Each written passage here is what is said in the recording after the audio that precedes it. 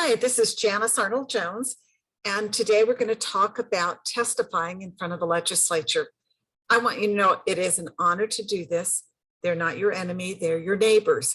And so if you go into testimony or testifying in the legislature with the belief that you have a right to be heard, that they need to know your perspective, this will be a very positive experience. One of the things that you need to do first and foremost is to check the schedule, knowing when to testify, when to show up, and when you're going to be delayed is important. So going to go to a screen share here and help you get exactly to that point. You need to go to the legislative website. That's nmlegis.gov. Here's a copy of what this looks like. And when this screen comes up, you will see first and foremost that there is kind of a scroll across the middle, and it will bring up the House, it will bring up the Senate, and then just below it, it says click here to view the calendars. That will bring up a PDF for the day, and it's one of the places that you can look for your bill. But first and foremost, you need to know what the bill is. So if you want to find a bill, you can click on this spot here. It's legislation, and you can find it either by subject, in my case it would be elections, or by bill number. The bill I'm interested in has not been introduced, so it's not there yet. Or you can use the sponsor's name. So the next part about being testifying in the legislature is actually understanding who is on the committee. You know, they are people, and so it helps to know what they consider is important. So let's look at another piece here on a screen share. If you want to find your committee members, again, go to that same website, nmlegis.gov, and click on the committees. Now on the House side, there are standing committees. These are the committees that meet during the legislative session. And then there are interim committees, which are over on the right side. Look at the standing committees. And in my case, I'm going to look for government, elections, and Indian affairs, which is likely where bills that I'm interested in are going to go first. And then on that very same page, if you scroll all the way down, once you click on the committee will come up, and then scroll all the way to the bottom and you will see the committee membership.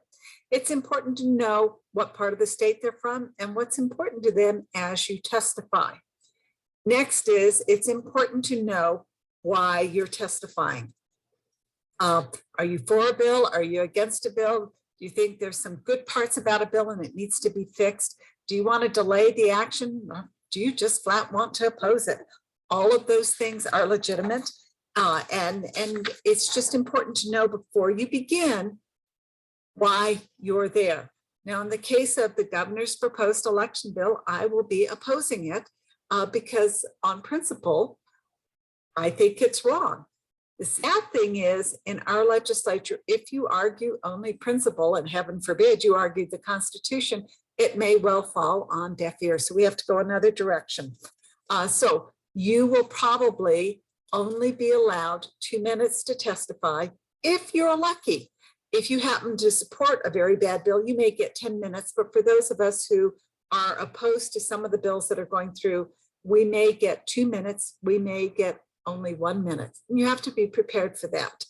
And so the next thing is think about your testimony, what you want to say. It is important that you listen to testimony during a committee hearing so that you're not repeating. So when you get there, a couple of things you need to think about is, how do I get on? Now, here are a couple of other things to think about. You can go to Santa Fe and actually testify in person. You will be testifying to a computer screen, so you may well just do it via Zoom. But anyway, you can go to Santa Fe. If you do, you will have to have a proof of a COVID shot. I don't know if you need a proof of a booster, or you have to have a negative test within the last 3 days. And then you can go into a room and actually testify to another computer. There may be some advantage to having many people go to Santa Fe and express their concerns on the election bills. Numbers matter, there's no doubt about it. The second thing is, if you are going to testify via Zoom, make sure you log in early. Check your equipment, make sure the audio and video is working, and pay attention. When the chair calls on you, make sure you unmute immediately, because there's nothing worse as a chair than having the next person who's testifying fumbling around trying to figure out how to get the audio on. There is some decorum that you do need to follow. So first and foremost, be friendly, but be prepared. There is no substitute for practicing your testimony. So it kind of comes off as a very conversational type of testimony, but practice it, write it down, practice it, because you're going to have to think on your feet and you may have to cut it short. So you want to get the most important information in first. When you are called on to testify, the protocol is always to say, Mr. Chairman or Madam Chairman, members of the committee, thank you for allowing me to express my concerns today. It is always pays off to be polite. Next, say who you are, your name, and give your address.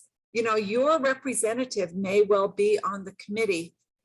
Don't single them out. That makes them feel bad. They will know if you give your address that you are their constituent. Maybe they should pay attention.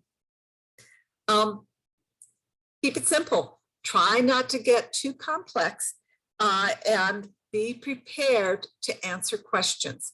If you are asked a question by the chair, again, there is a protocol. Anytime a member of the committee asks a question, you will respond, Mr. or Madam Chair, members of the committee, and then your response. This protocol helps keep it civil. But it also shows your respect for the process. Again, the last thing I want to point out is, unfortunately, constitutional principled references may fall on deaf ears, so go another way. Let me just go over the essential components of testifying. First, you thank the committee for the opportunity to speak. You identify yourself and that you're either representing yourself or an organization. Clearly state your position and whether you support or oppose the bill that's being discussed. Refer to the bill by the bill number and make sure you are referring to the most current version. And that is a big deal, because if it's been edited, again, your testimony will fall on deaf ears. And last, summarize your recommendations or your explanations. And wrap it up, and then tell the lawmakers what you want them to do. Do you want them to vote yes on the bill, or do you want them to vote no on the bill? So here is a sample testimony. This is a 2-minute testimony. And then I'm going to show you a 1-minute version of the same type of testimony. And here we go. Madam Chair and members of the committee, thank you for the opportunity to express my concern about House Bill 20 in its current form.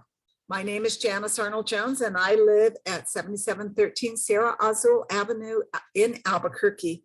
And I'm here representing myself, but I know I speak for many others. I was among the first 18-year-olds to vote. I voted on Election Day, and I walked away certain that my vote counted. Over the years, the legislature has changed our voting procedures to the point that I question whether my vote counts. Now, with COVID, I must take a shot or a test just to testify in front of you. Funny that I must show my driver's license and Medicare card for that shot, but for my most sacred privilege of voting, this legislature continues to say voter ID is not necessary. While voter ID is not part of House Bill 20, I have the same feeling about a permanent absentee voter list. We know that in Albuquerque, in the Albuquerque Public Schools all-mail-in election in 2019, that of the 444,000 ballots mailed out, 56,000 ballots were returned to the clerk marked undeliverable. 122,000 ballots were voted. Of the people who had their ballots marked undeliverable, many had a spouse or family member, 92,000 of them, who did receive their ballot at the address that was rejected. The data shows there is a 1 in 3 chance that the U.S. Postal Service will not deliver your ballot, yet House Bill 40 will increase the dependence on the postal system that is at best hit or miss. House Bill 40 is going in the wrong direction. Elections should be shortened to about 10 days and spare us from excess political ads. Voter ID needs to be instituted. Absentee voting must be limited. Our voter rolls must be cleaned up. SB 40 or House Bill 40 does none of these things, and I ask you to vote against passage of House Bill 40. So that is kind of stumbling along, and you can see how important it is to be prepared and to really know your subject matter. So here's a 1-minute version. Same idea, just edited, and you have to listen, you have to be ready in case that's all you get. Here we go. Madam Chair and members of the committee, thank you for the opportunity to express my concerns about House Bill 40 in its current form. My name is Janice Arnold Jones, and I live at 7713 Sierra Azul Avenue Northeast in Albuquerque. And I'm here representing myself, but I know I speak for many others. I was among the first 18-year-olds to vote. We voted on election day. I walked away certain that my vote had counted. Over the years, this legislature has changed our voting procedures to the point that I question whether or not my vote counts. Now with COVID, I must take a shot or a test just to testify in front of you. Funny that I must show my driver's license and Medicare card for that shot, but my most sacred privilege of voting, this legislature continues to say voter ID is not necessary. I have the same feelings about a permanent absentee voter list. House Bill 40 is going in the wrong direction. Elections should be shortened to about 10 days. We need voter ID. Absentee voting must be limited and our voter rolls must be cleaned up. House Bill 40 does none of those things. Please vote no on House Bill 40. Now, that is the testimony, and that's kind of how it works. And then you end. At that point, you need to sit quietly for a second in case there are questions. For example, in the longer version, I gave some data from a study that the New Mexico Election Integrity Project did on the APS election. If you use that data, you need to have a little bit of backup information because you're going to say, how did you get that information? And the answer would be, well, it was an analysis of the voter rolls in comparison to the list provided by the county clerk of all of the ballots returned marked undeliverable. And it was from that analysis that we were able to determine all of that data. Another thing is you can give lots of facts, but I have tried to use a story format in my testimony that kind of goes like this. You give an introduction, you give a little bit of a story, kind of a big picture, how it affects you. Then you give a personal statement or a community statement, and then there is a call to action. 3 very simple things, but it makes it a little more personal than just the hard facts. So there you are. I hope that you will testify. And I left out one little point. When you are going to testify on the bill, do one more thing. Call the sponsor's office and tell them that you intend to testify in opposition to their bill. Why would I ask you to do that? Well, sometimes surprise is a good thing, but mostly not for legislators. But it also tells them immediately that many people do not like their bill, and there's a chance they will withdraw it. So there you have it. If you have any questions, give me a call, 505-379-0902, and we are better together, New Mexico.